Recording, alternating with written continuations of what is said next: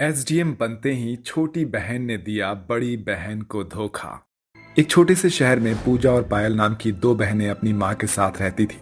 उनके पिता रामलाल 5 सालों पहले गुजर गए थे। दोनों बहनें अपनी माँ के साथ रहती थी। एक दिन उनकी माँ की भी बहुत ज्यादा तबीयत खराब हो जाती है। माँ चलिए, आप अच्छे से अस्पताल से दवा लेने चलिए। अब कुछ भी नहीं हो सकता है। जब ऊपर से भगवान जी बुलावा देते हैं तो फिर इंसान को वहाँ जाना पड़ता है। आप क्या कह रही हो माँ? अपनी बच्चियों के मासूम चेहरे को देखकर उसकी माँ की आंखें भर आई। मैं तुमसे इतना कहना चाहती हूँ कि तुम हमेशा अच्छाई और सच्चाई का दामन थामे रखना। कभी भी किसी का बुरा मत करना और हाँ, हमेशा अपना ख्याल रखना। पूजा की माँ अपनी बेटियों के सर पर हाथ रखे ये बातें बोलती हुई इस दुनिया को अलविदा कह गई। अब उनकी माँ को इस दुनिया से गए हुए लगभग 3 महीने बीत चुके थे। एक दिन पायल घर के दरवाजे पर बैठी थी कि तभी वहाँ पर एक एसडीएम की गाड़ी आकर रुकती है। ये कौन है? दीदी बाहर चलो, लगता है कोई हीरो आया है। दोनों मासूम बहनें एसडीएम साहब को देखने घर से निकल जाती हैं और पायल उनके पास आकर बोलती है, सुनिए। हाँ बोलो बेटा। क्या आप कोई हीरो हो? मासूम बच्ची की बात सुनकर एसडीएम हंस पड़ा। तभी एक आदमी बोल पड़ा, हाँ ये हमारे असल जिंदगी के हीरो हैं। क्या सच में हीरो होते हैं? ये हीरो कैसे बना जाता है? ये हीरो बनने के लिए बहुत ज्यादा पढ़ाई करनी पड़ती है। अच्छा, तो अगर मैं भी अपनी बहन को पढ़ाई करवाऊं तो क्या वो भी आपकी तरह ही बन जाएगी? बिल्कुल, अगर तुम्हारी बहन सच्चे मन से पढ़ाई करेगी तो वो भी जरूर मेरी ही तरह हीरो बन जाएगी। एसडीएम उसे समझाकर अपना काम करने लगा। उस छोटी सी घटना ने नन्ही पायल के दिमाग पर बहुत असर डाला था। उस दिन के बाद से पायल ने ठान लिया था कि वो भी अपनी छोटी बहन पूजा को बहुत ज्यादा पढ़ाएगी और उसे भी एक बड़ा और कामयाब इंसान बनाएगी। अब मुझे मेहनत करके अपनी पूजा को पढ़ाना होगा, फिर चाहे मुझे किसी के घर जाकर ही काम क्यों ना करना पड़े। पायल ने उस दिन के बाद से बहुत मेहनत की और अपनी बहन का स्कूल में एडमिशन करा दिया। इस तरह से अब पायल को एडमिशन कराए हुए 5 साल हो चुके थे। पूजा भी अब 5वीं कक्षा में पढ़ती थी। पायल तो बहुत ही नेक दिल लड़की थी, लेकिन पूजा में स्कूल जाने की वजह से अपनी बहन को लेकर घमंड आ चुका। पूजा, ले तेरा टिफिन। दीदी दीदी हमेशा यही पराठा और अचार ले जाते हुए अब मुझे शर्म आती है। आप आज मुझे कुछ पैसे दे दो, मैं बाहर से ही कुछ खरीद कर खा लूंगी। अच्छा ठीक है। अरे अब दो भी, मुझे देर हो रही है। आपने तो कभी भी स्कूल की शक्ल नहीं देखी है, तो आपको तो इस सब का कोई अंदाजा नहीं है। पूजा की बातें सुनकर पायल को थोड़ा अजीब लगा, लेकिन उसने उसे पैसे दे दिए। इसी तरह से दिन बीत रहे थे और ऐसे ही सालों बीत जाते हैं। अब दोनों ही बहनें जवान हो चुकी थी। पूजा की एसडीएम की पढ़ाई भी अब बस पूरी ही होने वाली थी। पूजा, आखिरकार अब मेरा सपना पूरा होने में बस कुछ ही दिन बाकी है। मैं चाहती हूँ तू एसडीएम बनकर लोगों की भलाई के लिए काम करे। माँ भी हमेशा कहती थी कि कभी भी अच्छाई और सच्चाई का दामन मत छोड़ना, तो तू भी हमेशा अपनी पूरी ईमानदारी से काम करना। हाँ हाँ जानती हूँ, अब ज्यादा मुझे अपनी राम कथा मत सुनाओ। पूजा की बात सुनकर पायल चुप हो गई। पूजा हमेशा पायल को इसी तरह से चुप करा दिया करती थी। इसी तरह से दिन बीत गए और कुछ दिनों बाद पूजा एसडीएम बन गई। मैं तेरे लिए बहुत खुश हूँ मेरी बहन। मैंने तुझे इस पद पर पहुँचाने के लिए बहुत मेहनत की है। लोगों के घर में बर्तन साफ किए हैं, दूसरे लोगों के घर खाना बनाया है, लेकिन आज लग रहा है कि मेरी पूरी मेहनत रंग ले आई है।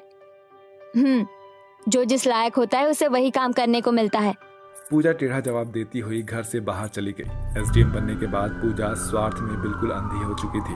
उसे ना अपनी माँ की बातें याद थी और ना ही अपनी बहन की मेहनत। पूजा कभी भी अपना काम ईमानदारी और लोगों की भलाई के लिए नहीं करती थी। वो हमेशा लोगों से रिश्वत लेती थी और अपने स्वार्थ के लिए काम करती थी। देख पूजा, मान जा, इस तरह से एसडीएम बनकर लोगों से रिश्वत लेना और बस अपनी जेब को गर्म रखने के लिए काम करना अच्छा नहीं है। तू इस समाज की सुधारक है, तो तुझे पैसे के लिए नहीं, लोगों के भले के लिए काम करना चाहिए। मुझे मत सिखाओ, आप तो कुछ भी जानती नहीं हो, तो अब बस मेरे सामने इस मुंह को चलाना बंद कर दो। इसी तरह से दोनों बहनों के कलेश में दिन बीत रहे थे। एक दिन दोनों बहनों में इसी बात को लेकर बहुत लड़ाई हुई। मैं तुझे कैसे समझाऊं कि बस अब बहुत हुआ। पायल, तू होती कौन है मुझे समझाने वाली? पूजा, तू मेरा नाम लेकर कैसे बात कर सकती है? क्यों नहीं कर सकती हूँ, बोल। अरे मैं एसडीएम हूँ और तू कौन है? एक अनपढ़ गंवार लड़की। अरे तू क्या मुझे सिखाएगी? मैं जानती हूँ कि मुझे कैसे काम करना है, और जब तक तू यहाँ पर रहेगी मैं अपना काम सुकून से नहीं कर पाऊंगी, तो इसलिए मैंने तेरा भी जुगाड़ कर दिया है। पूजा, तू क्या बोल रही है? अभी समझ आ जाएगा। पूजा बस ऐसा बोल ही रही थी कि तभी उनके दरवाजे की घंटी बजती है। लगता है कि वो लोग आ गए। कौन आ गए? पूजा ने पायल को इग्नोर करते हुए दरवाजा खोला। दरवाजे पर पागल खाने ले जाने वाली टीम खड़ी हुई थी। कौन है? किसे लेकर जाना है? अंदर आइए, इस लड़की को यहाँ से ले जाइए, इसका मानसिक संतुलन खराब है। पूजा ने पायल की तरफ इशारा किया। देखकर लगता तो नहीं है कि ये पागल है, लेकिन चलो साथियों, उठा लो इसे। बेचारी पायल बहुत चिल्लाई, लेकिन स्वार्थ में डूबी हुई पूजा को उसकी एक चीख सुनाई नहीं देती है। उसने बेदर्दी से अपनी बहन को पागल खाने भिजवा दिया। वहां पागल खाने में पायल पर बहुत ज्यादा जुल्म हो रहे थे, तो वहीं दूसरी तरफ पूजा सभी से जी भर कर रिश्वत ले रही थी। इसी तरह से कई दिन बीत जाते हैं और एक दिन पूजा घर में अपने कुछ जरूरी डॉक्यूमेंट्स ढूंढ रही थी। अरे यार, कहाँ चले गए? मैंने यही तो रखे थे। पूजा उन्हें ढूंढ ही रही थी कि तभी अचानक से उसके हाथ से टकराकर उनकी फैमिली की एल्बम गिर पड़ी और उसमें वही तस्वीर खुली थी जिसके अंदर उसकी बहन और माँ बाबा की फोटो थी। उसे देखते ही सभी पुरानी यादें पूजा की आंखों के आगे उमड़ने लगते हैं। उसे अपनी माँ की मौत के समय बोली हुई बातें याद आने लगती है और किस तरह से उसकी बहन ने उसे पाल पोस कर पढ़ा लिखा कर इस पद पर पहुंचाया था, वो मंजर भी उसकी आंखों में उसे दिखाई देने लगा। ये मुझसे क्या हो गया दीदी? मैं स्वार्थ में इतनी अंधी हो गई कि मुझे आपका प्यार और मेहनत तो दिखाई ही नहीं दिया। लेकिन पूजा ने तभी अपनी गाड़ी निकाली और वो पायल को लेने पागल खाने पहुंच गई। पागल खाने में अपनी बहन की हालत देखकर पूजा को अपने किए पर बेहिसाब शर्मिंदगी हुई। क्यों आई है? दीदी ऐसा मत बोलो, मैं अपने किए पर बहुत ज्यादा शर्मिंदा हूँ। इस स्वार्थ ने मुझे भटका दिया था, लेकिन अब मुझे अकल आ चुकी है। मैं आपको यहाँ से ले जाने आई हूँ। अपनी बहन को हो सके तो माफ कर दो दीदी। पायल को अपनी बहन का ये वाला रूप देखकर बहुत खुशी हुई और वो सब कुछ भूलकर उसके गले लग गई। अब सब कुछ ठीक हो चुका था। पूजा पायल को वापस से घर में ले आई और दोनों बहनें खुशी खुशी रहने लगी। हिना और कशिश दोनों बहनें थीं। बचपन से ही दोनों बहनों का स्वभाव एक दूसरे से बिल्कुल अलग था। एक तरफ हिना थी जिसे ना तो घर के और ना ही किसी काम से कोई मतलब था, तो वहीं दूसरी तरफ, अरे बेटा, तुम दोनों में से जरा कोई मेरी इस कमीज पर थोड़ी सी सिलाई कर दो। मुझे ये सब काम करने नहीं आती है माँ, आप तो जानती हैं। लाइए माँ, मैं इसे ठीक कर देती हूँ। कशिश को बचपन से ही सिलाई कढ़ाई और बुनाई का बहुत ज्यादा शौक था।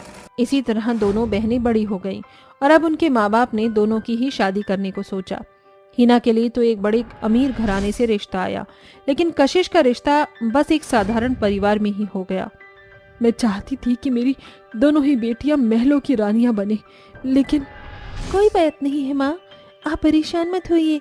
वैसे भी पति पैसे से नहीं, दिल से अमीर होना चाहिए, तो एक औरत हमेशा उसकी रानी ही बनकर रहती है। अपनी बेटी की ये बात सुनकर यामिनी बहुत खुश होती हुई और उसने समय से अपनी दोनों बेटियों की शादी कर दी। शादी के बाद हिना को एक अमीर ससुराल मिला, जहां पर बस उसका पति और बस वो खुद थी। लेकिन कशिश के ससुराल में उसकी सास, पति और वो खुद थी, और वो लोग गरीब भी थे। बहू, मेरे लिए जरा एक कप चाय बना दे। जी माँ जी, बना तो दी थी, लेकिन दूध नहीं है। कोई बात नहीं है बहू, तो मेरे लिए पानी की ही चाय बना देना। ठीक है माँ जी, अभी बना कर लाती हूँ। बेचारी कशिश अपनी सास के लिए पानी की ही चाय बना कर ले आई। इसी तरह से शादी हुई काफी समय बीत गया और अब दोनों ही बहनें प्रेग्नेंट हो चुकी थीं। बहू, मेरी टांगों में बहुत जोरों के दर्द हो रहा है, जरा तेल से मालिश कर दे। जी माँ जी, अभी करती हूँ। मेरी वजह से तुझे इस कंडीशन में भी काम करना पड़ रहा है। कोई बात नहीं माँ, ये तो मेरा फर्ज है। कशिश ने अपनी सास के पैरों की मालिश की और इस सब के बाद बस वो खाना बनाने किचन में जा ही रही थी कि तभी बहुत ज्यादा परेशान सा उसका पति वैभव घर आया। क्या हुआ जी, आप इतने उदास क्यों हो? कुछ नहीं कशिश, वो बस आज मेरी दुकान में बहुत सारे ग्राहक आ गए थे। तो ये तो बहुत अच्छी बात है। कशिश का पति वैभव एक दर्जी था और इसी काम को करके वो अपने परिवार का गुजारा करता था। अच्छा तो है, लेकिन उन सभी ने वो कपड़े मुझसे 2 दिन में मांगे हैं। मैंने कपड़े तो ले लिए, लेकिन अब मेरी समझ नहीं आ रहा कि 2 दिन में इतने सारे कपड़े कैसे सिलूंगा। बस इतनी सी बात, मैं आपकी मदद करूंगी वैभव जी। लेकिन इस कंडीशन में तुम्हारा काम करना सही नहीं होगा। घबराइए नहीं, मुझे कुछ नहीं होगा। अभी वैभव और कशिश ये बातें कर ही रहे थे कि तभी वहां पर एक चमचमाती हुई गाड़ी में बैठकर हीना पहुंची। हाय हाय, ये गरीबी, इसने तो मार डाला मेरी बहन और जीजू को। क्यों, है ना? खैर, ये सब बातें छोड़ो और ये लो। अरे दीदी, आप यहाँ? हाँ, मैं यहाँ।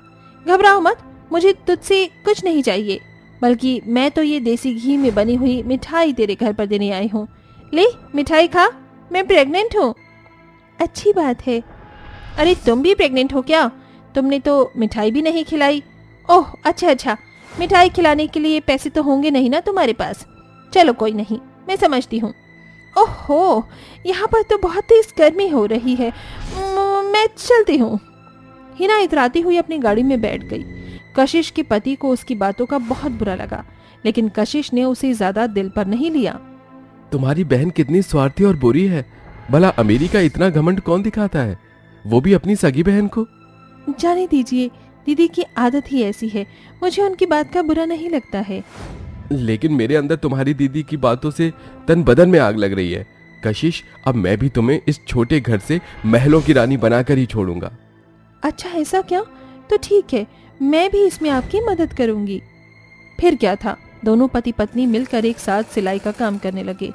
वैभव जी, लेडीज कपड़े तो मैं आराम से सिल लूंगी, लेकिन जेंट्स कपड़े मुझे सिलना नहीं आता है। आप प्लीज मुझे बताओ ना। तुम लेडीज कपड़े ही सिल लो, जेंट्स कपड़े मैं सिल लूंगा। नहीं, आप मुझे बताइए कि जेंट्स कपड़े कैसे सिले जाते हैं। आप नहीं जानते हो कि मुझे शादी से पहले सिलाई का काम कितना पसंद था। अच्छा ठीक है, मैं तुम्हें बताता हूँ, लेकिन तुम ये काम कर तो पाओगी ना? आप मुझे कम मत समझिए। कशिश ने वैभव से जेंट्स कपड़ों को सिलना सीखा, तो इस सब को इतनी जल्दी सीख गई कि वैभव खुद उसे देखकर हैरान था। बेचारी कशिश प्रेगनेंसी की हालत में सभी कामों को अंजाम दे रही थी। दोनों पति पत्नी दिन रात की मेहनत से उस ऑर्डर को पूरा कर रहे थे। कशिश, इस बड़े ऑर्डर को पूरा करवाकर तुम ये काम मत करना। आप ज्यादा मत सोचिए, मैं बिल्कुल ठीक हूँ। दोनों पति पत्नी ने जी तोड़ मेहनत करके उस बड़े कपड़ों के ऑर्डर को पूरा कर दिया। तुम्हारा शुक्रिया कशिश, तुम्हारे साथ के बिना ये सब कर पाना लगभग नामुमकिन था। मुझे शुक्रिया मत बोलिए, मैं आपकी बीवी हूँ। अगर मैं भी आपका साथ नहीं दूंगी तो कौन देगा? और अब मुझे इस काम में मजा आने लगा है, तो अब से मैं भी आपके साथ ये काम करवाऊंगी। लेकिन कशिश। लेकिन क्या? दोनों पति पत्नी आपस में बात कर ही रहे थे कि तभी वहां पर एक औरत आई। देखने से वो काफी अमीर लग रही थी। नमस्कार, मेरा नाम अंजलि है और मैं एक बहुत बड़ी कंपनी से आई हूँ। दरअसल मैं एक ड्रेस डिजाइनर हूँ। जो बड़ा ऑर्डर आपके पास आया था वो हमारी कंपनी का ही था। मुझे आपके सिले हुए कपड़े बहुत पसंद आए, तो मैं आप लोगों को अपनी कंपनी में हायर करना चाहती हूँ। उस औरत की ये बात सुनकर दोनों पति पत्नी के होश उड़ गए। वो लोग बहुत ज्यादा खुश हुए और उन्होंने उस कंपनी के ऑफर को एक्सेप्ट कर लिया। एक तरफ एक बहन कामयाबी के शिखर पर पहुंच रही थी, तो दूसरी बहन हिना के पति को उसके काम में बहुत बड़ा घाटा हो गया, जिसकी वजह से उन्हें घर, गाड़ी सब कुछ गिरवी रखना पड़ा और वो दोनों पति पत्नी उस घाटे की भरपाई के लिए किराए के घर में रहने लगे। कशिश और उसके पति ने उस कंपनी से जुड़ने के बाद दिन रात एक मेहनत करके अपने दिन पूरी तरह बदल लिए थे। अब 9 महीने भी बीत चुके थे और दोनों बहनें बहुत ही सुंदर सुंदर बच्चों को जन्म दे चुकी थीं। बच्चे को जन्म देकर कशिश बड़ी गाड़ी में सुंदर और महंगे कपड़े पहने हुए अपनी बहन के घर मिठाई देने पहुंची और उसकी हालातों को देखकर वो हैरान रह गई। दीदी, ये सब क्या हो गया? आपका घर, गाड़ी सब? कशिश को देख हिना रो पड़ी। मत पूछ मेरी बहन। हिना ने अपने पति के काम के घाटे वाली पूरी बात कशिश को सुना दी। मेरे साथ जो हुआ वो सब मुझे मेरे ही कर्मों का फल मिला, लेकिन अब मैं समझ गई हूँ कि घमंड अच्छी चीज नहीं है। आप ज्यादा परेशान ना हो दीदी, मैं और वैभव जी आपके हालातों को सुधारने के लिए आपकी मदद करेंगे। तुम्हारा शुक्रिया साली साहिबा। कशिश ने अपने बैंक अकाउंट में से अपनी बहन को थोड़े से पैसे उधार दे दिए, जिससे कि उसके पति कार्तिक ने अपना नया काम शुरू कर लिया। अब हिना को अपने किए हुए पर बहुत शर्मिंदगी हो रही थी, लेकिन इस घटना के बाद उसके अंदर अक्ल भी आ चुकी थी और अब दोनों बहनें मिलकर खुशी खुशी रहते हैं।